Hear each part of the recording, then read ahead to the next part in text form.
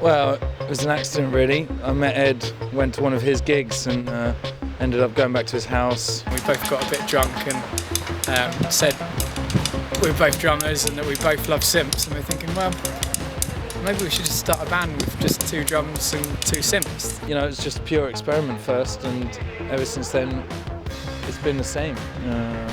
We just tried out having a band with no guitarist, no bassist, and just indulge our love of drums and synths.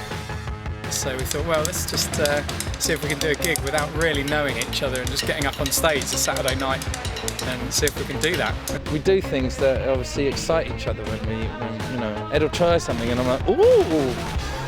So it just inspires you more, yeah. We've got little chaos pads that loop it up so you can play a riff, get it looping and just leave it going, and then we can sort of turn around and drum. When we get together to rehearse, we don't practice as much as just blow through whatever improvisations come up, and sometimes then we'll come back to it and you realise, oh, that riff was good, and we'll maybe revisit it.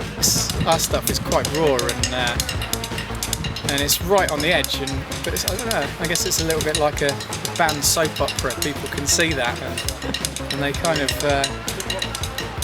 they can kind of see the song being written on live there, and they know that this song is only going to exist as long as they're in the venue, and tomorrow it's gone. So I think there's something slightly romantic about it.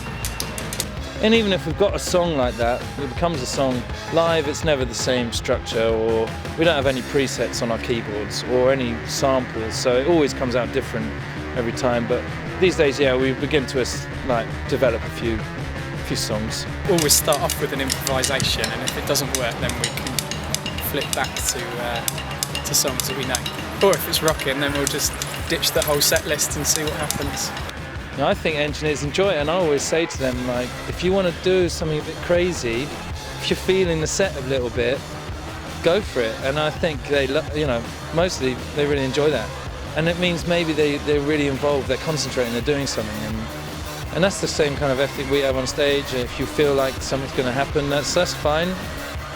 I don't know, I mean, for me, there's always been like amazing double drummers like James Brown, and Sly and the Family Stone would have 2 drummers. But then you've got a band like Led Zeppelin with only 1 John Bonham drummer. These kind of raw energy, rhythm-based bands, I love it. And I think there is a little resurgence at the moment of this kind of crushed keyboard and drums, kind of reducing music to like its bare minimum.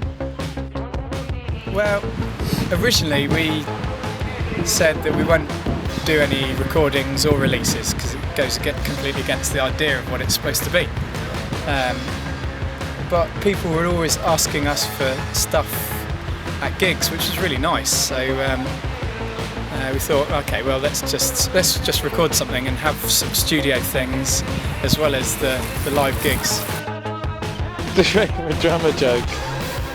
Stuff like you only have to punch the information in once, and the dribble comes out both sides.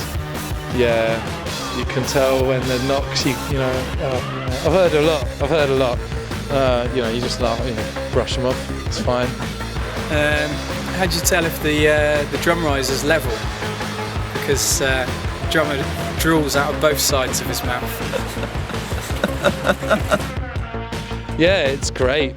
There's just 2 of us, and you begin to know what each other's going to do and what they might come up with next, or you know that they're going to change something, and that's great fun when you're both playing drums, or great relief when you just think, I don't want to play drums for 10 minutes, I'm going to jump on the keyboard, and then Ed's going to take over on the drums. Yeah, that's how we started it. We just wanted a band with 2 drummers, 2 keyboards, that's it. This is us taking control.